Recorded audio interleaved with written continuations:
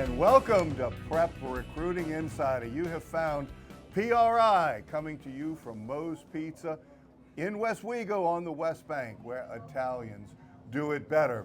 I'm your head coach for PRI, Rick Gailey, along with the Prep Recruiting Insider, the I in PRI, Mr. Renee Nato.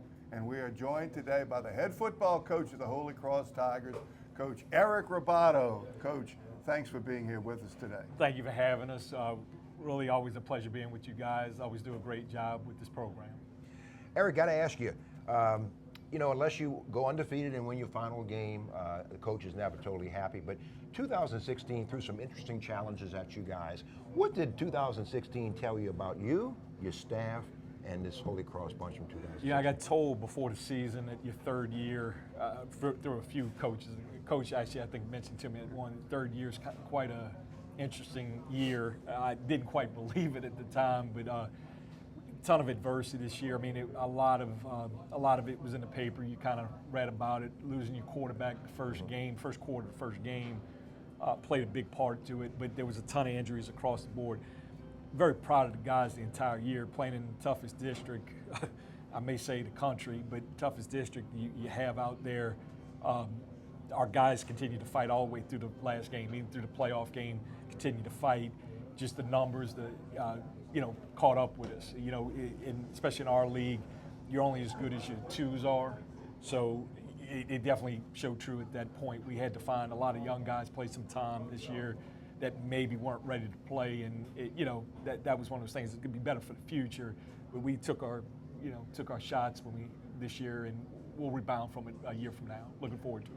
Because your whole schedule for the season really got thrown off early, because it was really obvious. I had a chance to see you scrimmage in the August scrimmage, and it was obvious that your defense was going to have to grow during the course of the season. Your offense was going to have to carry you early on, even though your receivers were brand new, but you had some experience in the running game. Right. And then for Chandler to go down right off the bat really put you behind schedule. It didn't just stop there, as you mentioned, but coaches plan for everything, what kind of progress you can make each week. And so you got thrown off right off the bat. Oh, right off the bat. I mean, you planned since January. All coaches right now are doing that same thing.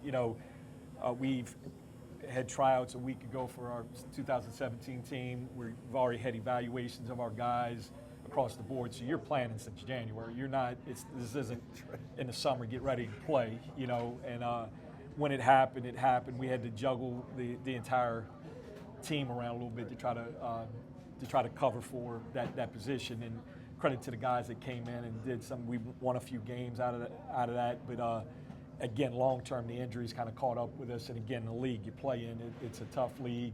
You really have to have everybody healthy in order to compete at a high level. Eric, you've been in the coaching profession 20 years, and I may have a two-part question for you. First of all, how closely do you monitor the recruiting process now with your Holy Cross guys? And secondly, how has the social media been with you? I mean, sometimes you hear things after the fact, but how closely do you monitor the process? It's changed over the years. 20 years ago, I remember, coaches would come in, we'd have a stack of VHS tapes and have to hand them out or mail them out.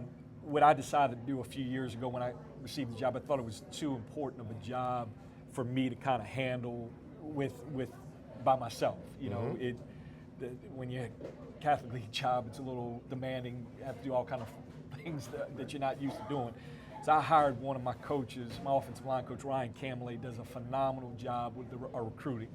He's younger, so he can keep up with the Twitter accounts and all those different things. And I hate to say it, it's changed to the point of now you have to keep up on those things. It's no longer, we tell parents, we advise parents at the beginning of the year, letters are great, but they really don't mean a whole heck of a lot. It comes down to communication directly from the college coaches. But having those young guys on the staff really has helped our recruiting. A year ago, we were able to put about 10 guys on the table, not all high Division I guys, but I'm real proud of those guys, the high academics, the Millsaps, Rhodes College, all these schools that you can get financial aid for these guys for. That means a whole lot. Because that's one of the great things in this country. There's so many opportunities if you prepare correctly, if you're a hard worker and you have grades. There's a lot of opportunity to be able to play. And the world is finally starting, I think, especially Nichols State has finally figured out that the Catholic League in New Orleans plays pretty good football. real good. You go to a game, you look like you sometimes playing in a small college, you know. So it is great, very high on academics, all those schools, and and that's one of the things we preach at Holy Cross. You know, look, guys, even the freshmen, we talk to the freshman parents about if you want to have that opportunity down the line. Your grades open up doors that you may not know. I mean, we sent a guy to Vanderbilt a year ago, and it was because of the grades. ACT scores, all those things make a huge difference. And you got to start when they're freshmen, because that's 40% of the core curriculum is in their freshman year. By the time, that's the problem, by the time colleges come around the end of their junior year, you know, that freshman and sophomore year is so important because the senior year, it won't be reflective of where they're at. So we literally do meet. I just got out of a meeting with a freshman just a little while ago about making sure your grades are up. Could have some opportunities down the line. You know, there's so much talent coming out of here going into the NFL. 35, 38 guys on NFL rosters every year.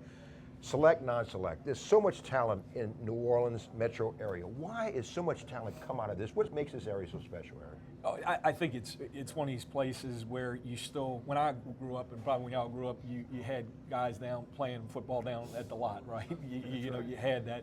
I still think New Orleans is a throwback of that, where guys will go down, you know, and pick up games and still play. Mm-hmm. So I think that's a reflection of it. You're not up north where it's cold, where guys can't play out all the time. You still have guys that will go out and play, and I think that's a huge credit to the kids, the community. And look, these playground coaches are doing a great job as well, kind of developing these guys. So we get them, we try to develop them a little bit more, and you have guys like we've had that are playing college football now, not just on teams. They're out there physically playing earlier and earlier and earlier. Right. You mentioned one of your staff members. Why don't you go through your coaching staff and talk about the responsibilities that they have? Because so much of what you talked about has to do with everybody on the staff in the same direction, looking at the same thing. It's a great staff. On the offensive side, start there. My offensive coordinator, we stole him this year. Vance Andrew does a phenomenal job in the pass game all around. Great coach. Offensive line coach, I just mentioned a second ago, Ryan Camelade is also our recruiting coordinator. Lou Wineski, who is also a graduate of Holy Cross, does a phenomenal job with our tight ends / running backs, helps out with both. And then Craig Brody, stole him a few years ago. He does our receivers. A bunch of those guys have experience playing in the Dome. I know Vance has played, coaching in state championship games, and Craig Brody at a lower division has done it as well. On the defensive side, real true vet. Mike Baimani is the assistant head football coach, defensive tackles coach. Defensive ends coach. And then Adrian Jackson, again, another Holy Cross graduate, does our defensive tackles. I'm a big believer in trying to split up the D-line, O-line, too important a position. Adam Giglio is our defensive coordinator, played for me as well. So him and I think a lot alike on the defensive side of the ball, what to do, how to help us out. Lance Lacoste played at Northwestern University of Louisiana. He does the safeties and I do the corners. It's real good staff, young staff, but very enthusiastic, get after it. It's very fun to work with. And I'm familiar with Adam Giglio because I coached his dad back at Chalmette High School back in the day. Sons are coaching for people that played for you. Gosh, what a country. That's Coach Eric Rebaudo, the head football coach at Holy Cross. We'll talk to some of his players when we come back after this time out here at Moe's. This is PRI.